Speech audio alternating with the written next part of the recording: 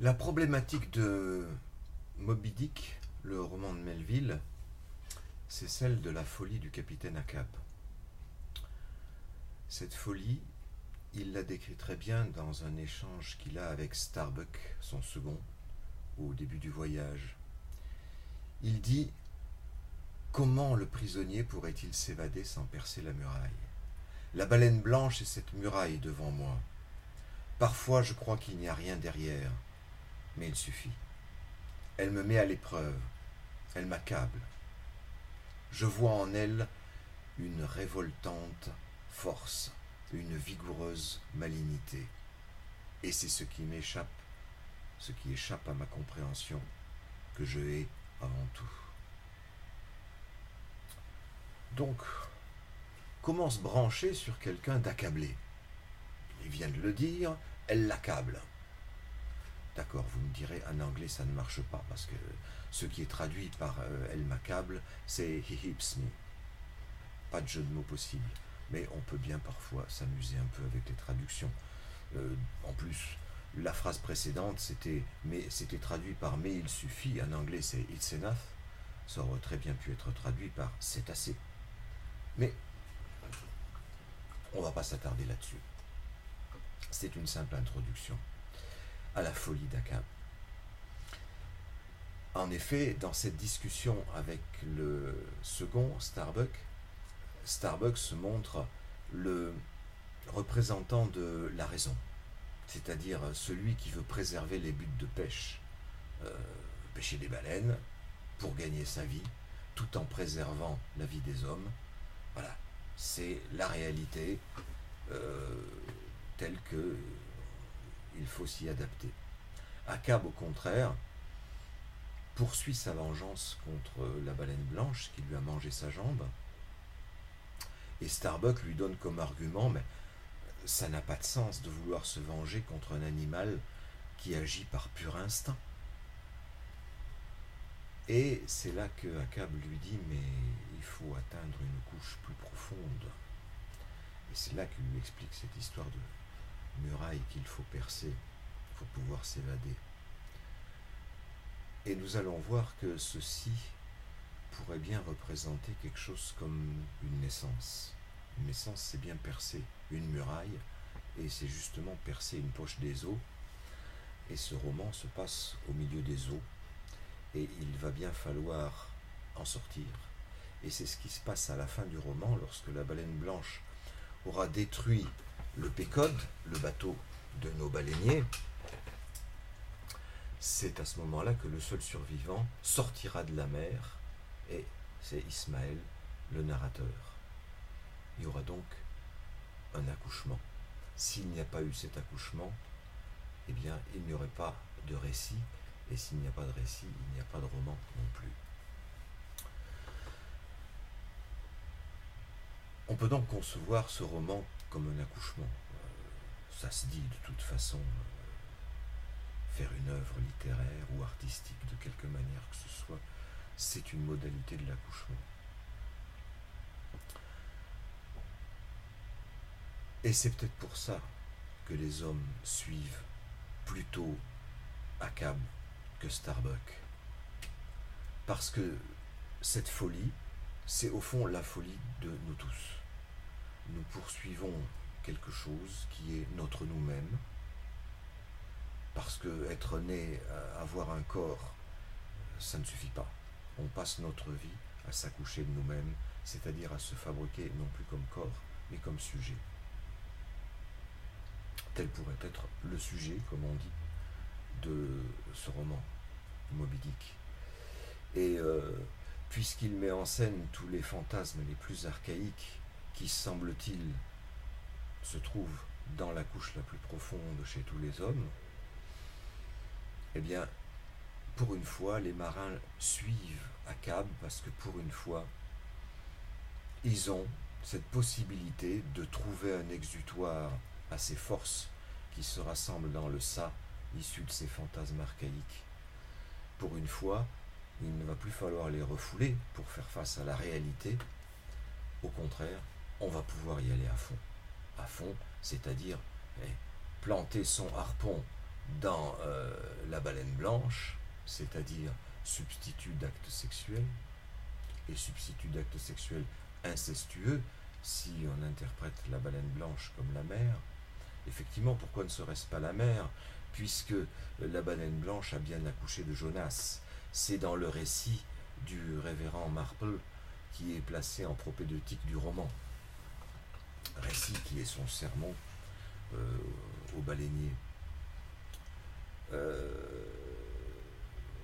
Ce sermon, d'ailleurs, est ce sermon qui engendre la baleine qui engendre Jonas. Mais le sermon lui-même est engendré par la parole d'Ismaël, le narrateur. Elle fait partie de son récit. Et Ismaël lui-même, qui a été engendré par la mère, puisque c'est le seul survivant, est engendré par Melville, l'auteur du roman. On voit donc une succession d'engendrements comme ça, d'engendrements de contenus qui sortent d'un contenant, pour la partie plus particulièrement imaginaire, et d'un récit qui sort d'un récit, qui sort d'un sujet, qui est sorti d'un contenant, la mer. Il se trouve que c'est un récit sur la mer. D'accord, ça ne marche pas en anglais non plus, ceci, ce n'est pas la mer, mais on voit bien que ce n'est pas forcément une question d'homophonie qui joue, c'est aussi énormément une question d'imaginaire. Donc des images avec lesquelles on fonctionne. Et ces images sont les mêmes pour tous les peuples de la Terre. Ces successions d'engendrements, de contenus qui sortent d'un contenant, pourraient se reproduire à chaque fois à l'identique, et identique au conflit aussi entre Starbuck et Akab. Conflit qui représente le conflit qu'il y a à l'intérieur de chacun de nous entre le ça, Akab, et le surmoi, Starbuck.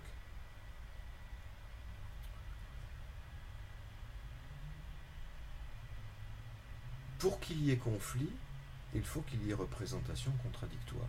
Effectivement, contradiction, Akab n'est pas d'accord avec Starbuck. Représentation contradictoire aussi, au sens où le bébé n'est pas la maman. Ça a fait partie à un moment, et puis à un moment il y a séparation. Il y a quelque chose, il y a un tiers et qui vient se mettre entre les deux. Ce tiers est un trou, c'est un vide qui vient séparer les deux. Et c'est comme ça qu'il peut y avoir de la contradiction et du conflit entre enfants, qui est au début complètement gouverné par le ça, et parents qui essaient de lui mettre un peu de surmoi dans la tête. C'est ce qui s'appelle civiliser un enfant, ou autrement dit, éduquer.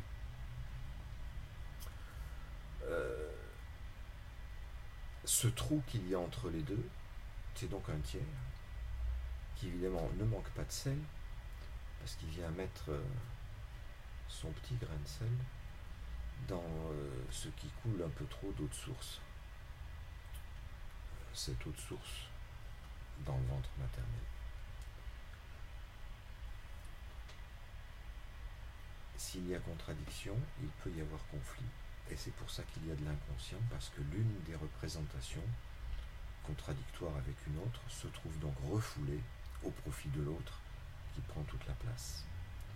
Et si elle est refoulée, elle continue à faire son chemin dans l'inconscient, poussant pour se faire reconnaître, et c'est pourquoi que Akab, qui représente l'autorité, qui devrait être du côté du surmoi, tout d'un coup se place du côté du ça, et débouche la boîte de Pandore, et c'est ce qu'il offre à ses marins, qui donc le suivent, eux qui sont obligés de se réfréner comme tous les petits-enfants, pour faire face à la réalité et pêcher de la baleine, au lieu de se venger de la baleine blanche. Donc, d'un point de vue réaliste, effectivement, c'est le point de vue de Starbuck, il est illusoire de se venger d'un animal qui n'agit que par instinct. Mais du point de vue du fantasme, pas du tout. Puisque dans le fantasme de la Bible, c'est-à-dire l'histoire de Jonas, cette histoire vient témoigner de ce qu'il est possible qu'un corps entier et vivant sorte du ventre de la baleine, où l'on voit bien que c'est une métaphore de l'accouchement et de la naissance. Et donc, si c'est possible dans le fantasme, eh bien dans le roman, on va le mettre en scène dans la réalité. Et cette jambe qui a été coupée par la baleine, il n'y a pas de raison, puisque un Jonas peut sortir intact de la baleine, on peut aussi retrouver la jambe dedans. Et c'est ça, la chasse à la baleine devient une chasse au phallus qui est toujours manquant.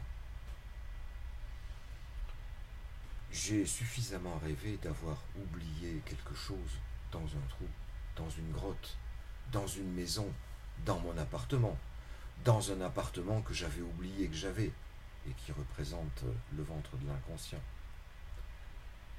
J'ai longtemps cru que c'était un fantasme réservé aux femmes, mais en fait, tout le monde a des fantasmes semblables, rêve de choses semblables, d'avoir perdu, oublié quelque chose, qu'il faut aller rechercher, ou dans un endroit clos, qui, à l'interprétation, s'avère toujours évidemment le ventre de la mer. Ça me semble un fantasme assez universel, donc. Eh bien, c'est ce que vont faire les marins avec Achab. Alors, soit, d'un point de vue fantasmatique, aller rechercher le phallus à l'intérieur, la jambe d'Achab, soit, si on veut prendre un petit peu de point de vue réaliste, si ce n'est pas possible, alors au moins se venger en supprimant la baleine, ce qui est une façon de castrer la mer sans eux à la fin, et en tenant compte de la forme phallique de la baleine. Il s'agit de renvoyer la castration au castrateur ou à la castratrice, comme on voudra, la baleine pouvant donc ressembler, enfin faire représentant tout aussi bien du père, de la mère, que du phallus lui-même. Dans l'inconscient, ce genre de considération apparemment contradictoire ne fonctionne pas. Je disais, pour qu'il y ait des représentations contradictoires, il faut qu'il y ait quelque chose entre. Il faut que le symbolique soit passé par là. C'est le symbolique qui met un contour entre les objets, qui les sépare les uns les autres, comme on sépare l'enfant de la mère. Les objets ont tous des contours, les personnages ont tous des contours autour. Et il se trouve qu'il faut aller chercher là dans une couche plus profonde encore. On vient d'aller dans une couche plus profonde que celle de la réalité en interprétant les termes du roman en termes de castration, conception, gestation, naissance, castration. Conception, j'ai oublié de le citer. Conception parce qu'on peut très bien concevoir le bateau, certes comme un ventre contenant aussi tous les marins, mais aussi et surtout comme un phallus contenant tous ces marins comme autant de spermatozoïdes qui vont féconder la mer, puisqu'ils vont tous tomber dans la mer, et il n'y en aura qu'un seul qui sera choisi, comme il se passe dans toute conception, comme il se doit, et c'est Ismaël. Il y aura un seul survivant. Effectivement, Ismaël peut survivre en s'accrochant au cercueil de Queequeg, qui lui aussi surnage après la destruction du Pécode par la baleine. Et effectivement, la mort est ce qui fait limite dans la vie. Elle fait limite de la vie, comme la naissance fait limite de la vie à l'autre bout. C'est ce qui met un contour autour de notre corps, autour de notre vie et autour de notre corps. C'est ce qui met du trou autour. Et effectivement, d'être un trou, le cercueil, mais avec quelque chose autour, ça permet à Starbuck de survivre, c'est-à-dire d'avoir une image du corps. Il se trouve que quand j'étais adolescent, j'ai eu une hallucination. Cette hallucination me montrait devant moi du blanc très lisse, sans contour aucun. Ce n'était pas un objet, c'était de la pure couleur. Et c'était suivi, dans les secondes qui suivaient, d'un noir, mais grumeleux cette fois, pas lisse, sans contour non plus. On comprend ici le rapport qu'il peut y avoir avec la blancheur de la baleine. Parce que cette blancheur, Melville nous en fait tout un chapitre pour nous expliquer ce que ça représente. Il commence par faire le tour de toutes les valeurs positives, symboliquement, de la blancheur, pour ensuite faire le tour de toutes les valeurs négatives. On croirait un Freud en train de faire un exposé sur le sens opposé des mots primitifs. Et effectivement, on se trouve là au niveau du symbole et non pas au niveau du savoir concernant la réalité.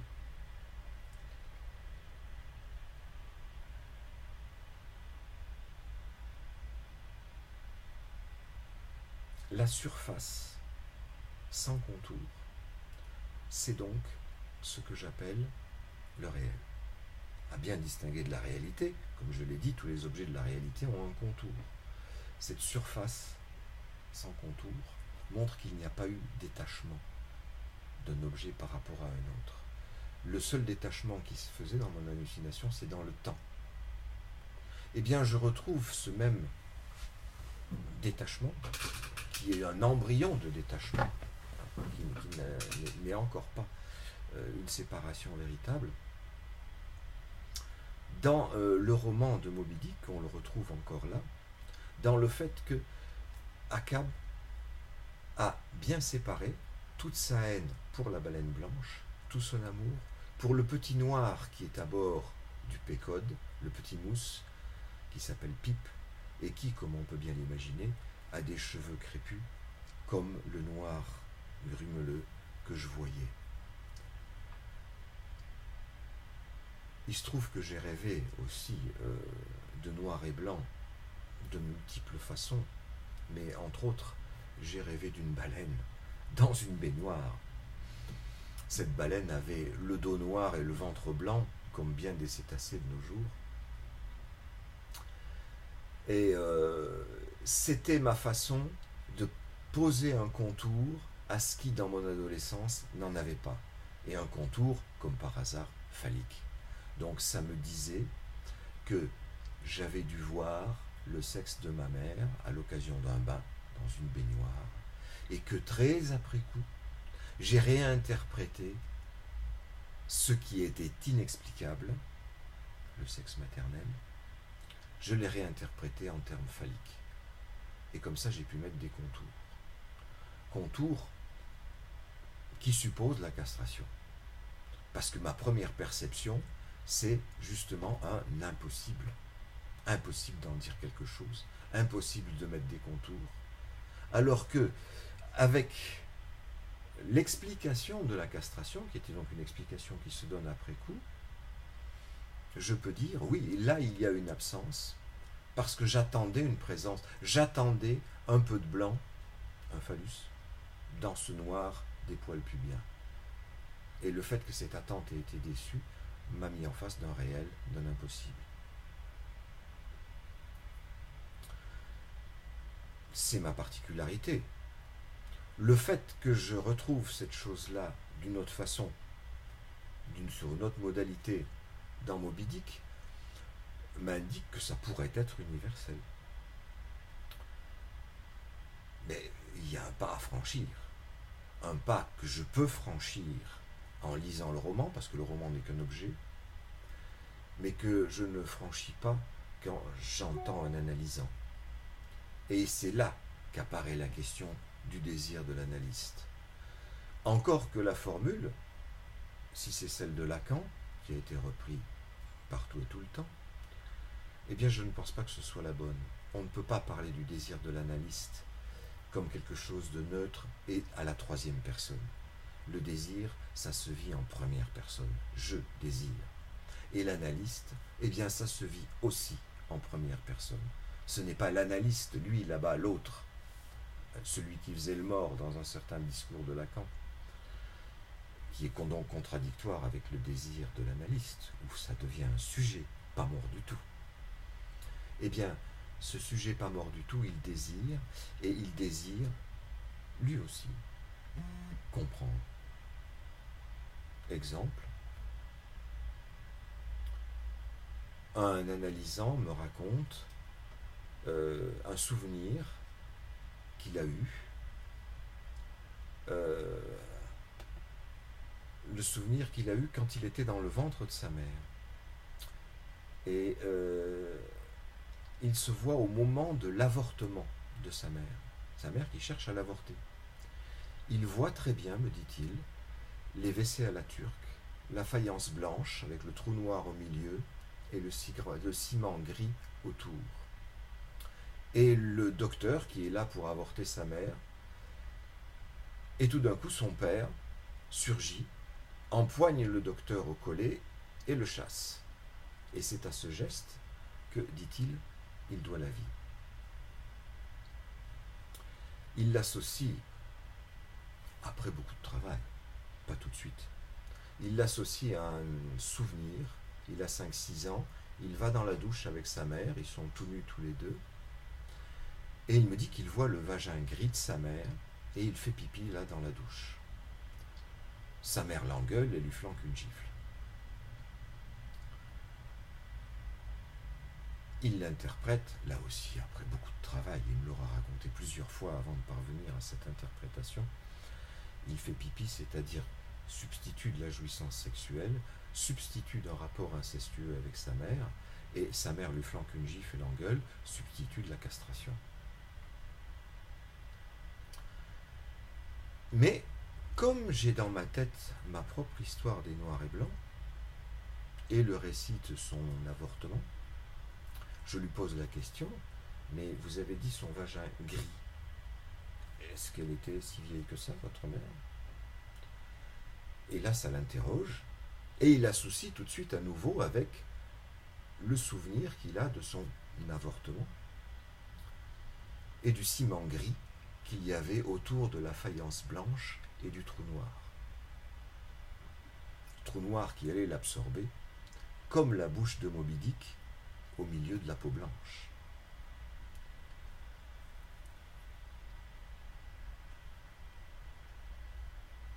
Mon désir était donc mobilisé en tant que... C'est mon désir d'origine. Mon désir d'origine, c'est à la fois désir de connaître l'origine de ma conception, de ma gestation, de ma naissance, de ma castration, qui sont toutes des étapes dans la construction d'un sujet, dans la naissance d'un sujet. Désir d'origine qui est origine de mon désir, et qui fait que j'ai interprété ce réel en termes phalliques, et donc qui est devenu l'origine de mon désir phallique. Eh bien, cette origine de mon désir, ce désir d'origine, c'est ce qui a été mobilisé à ce moment-là, lorsque cet analysant est venu parler de lui aussi, de son désir d'origine, qu'il imagine comme un avortement raté, et donc qui est aussi l'origine de son désir. C'est ce qui m'a permis de poser la bonne question au bon moment à propos du gris, qui est le mélange, et qui était sur le bord. Car en faisant le mélange, il fait comme moi, il supprime le contour. Puisqu'il n'y a plus de contour entre le noir et blanc, c'est mélangé. Mais il le met autour. Ce que je n'ai pas fait, puisque moi je le mettais autour de moi, hors de moi, mais c'était sa façon de le mettre hors de lui. Aussi, ce qui est sans contour ne peut pas se mettre à l'intérieur comme représentation. Une représentation, encore une fois, ne peut être différente, ne peut être représentation comme telle que si elle est différente de toutes les autres et articulée à toutes les autres de cette façon. Il faut qu'il y ait un vide articulatoire entre les représentations. Et pour son gris, il n'y avait pas, c'était le contour. Et pour mes noirs et blancs, il n'y avait pas de contour. C'est donc quelque chose qui est structurellement du même ordre, chez lui et chez moi, même si les modalités en sont différentes. De même, la modalité est différente dans le roman Moby Dick, où ce sont deux personnages qui portent le noir et le blanc, la baleine et le petit noir Pip. C'est une façon, effectivement, de mettre du contour autour, là où la baleine blanche est totalement blanche, nonobstant le trou noir de sa bouche. Voilà une représentation du symbolique. Le symbolique comme contour, comme tour, comme trou autour de ce qui auparavant ne pouvait pas se différencier, ne pourrait pas se symboliser. Donc, ce qui ne peut pas se symboliser, c'est le réel, impossible à décrire. The unscrutable thing, cette fois, l'anglais fonctionne comme le français parce qu'il s'agit de la signification, il ne s'agit pas de l'homophonie, il ne s'agit pas non plus de l'image, il s'agit juste de justement ce qui n'a pas d'image et ce qui n'a pas de mots. Unscrutable thing.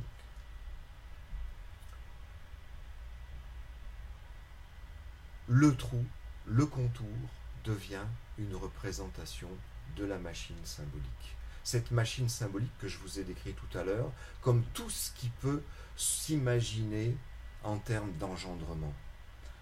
Le Jonas qui engendre la baleine qui est engendrée par le récit du pasteur, le pasteur qui est engendré par le récit d'Ismaël, qui est engendré par le récit de Melville.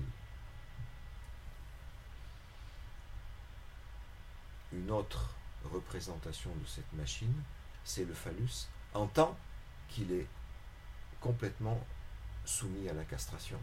Il n'y a pas de phallus s'il n'y a pas une absence de phallus. Et c'est cela qui fait différence. C'est l'interprétation de la différence des sexes en termes de castration. C'est ce qui permet de mettre un contour à ce qui autrement est inexplicable. Il n'y a pas de représentation de l'inconscient dans le féminin. Et c'est cette machine à engendrer, quelle que soit la modalité de sa représentation, qui devient une représentation du sujet. Le sujet qui s'engendre lui-même par son récit de sa vie et de sa naissance, de son origine. Son récit de son désir d'origine, qui est l'origine de son désir, et c'est son désir qui fait son support en tant que sujet. C'est la naissance d'Ismaël à la fin, en tant que sortie de la mer, grâce à son cercueil, pulsion de mort, qui est l'équivalent du symbolique, qui met du contour autour du mort. Ça permet de lui éviter de revenir dans le vivant sous forme souvent d'un fantôme qui, vous l'avez remarqué, est blanc. Et une analysante me le faisait remarquer, c'était une de ses terreurs nocturnes quand elle était petite, qu'un fantôme blanc s'approchait de son lit, et bien entendu, la chaîne et le boulet qu'il avait à ses pieds étaient noirs. C'est une autre modalité encore de cette terreur de l'origine. Et ça, c'est le sujet. Wo es war, soll ich werden. Un collègue, un jour, dans un colloque, citait cette traduction de Lacan. Il disait que c'était une traduction de Lacan, de Freud. Là où ça a été, le sujet doit advenir. Eh bien non. Ce n'est pas le sujet doit advenir, c'est je dois advenir. C'est pour ça que je disais tout à l'heure que le désir de l'analyste, on ne peut pas en parler comme ça à la troisième personne. Là où ça a été, je dois advenir. Donc, je désire lorsque j'occupe cette fonction de l'analyste. Et je désire, ça veut dire aussi que je fais le récit de ce qu'il en est de mon désir et de l'origine de mon désir, car c'est en je, lorsque se travaille l'origine du désir de l'analysant. C'est en ce sens-là que je ne cesse pas d'être analysant et que donc je parle toujours en termes de je. Je ne fais aucune intervention sans parler d'un de mes rêves ou d'un de mes fantasmes ou d'un des moments de ma vie, parce que c'est à ce moment-là que je deviens sujet, non pas quand je parle de théorie pure, d'où tout sujet est exclu, mais justement parce que je lie la théorie à la pratique, en tant que c'est la théorie qui monte de la pratique et non l'inverse, et que je reste en termes de jeu, parce que lorsqu'il s'agit de psychanalyse, il s'agit toujours de désir, et le désir, ce n'est pas celui de la troisième personne, c'est toujours je désire. Je crois que c'est assez.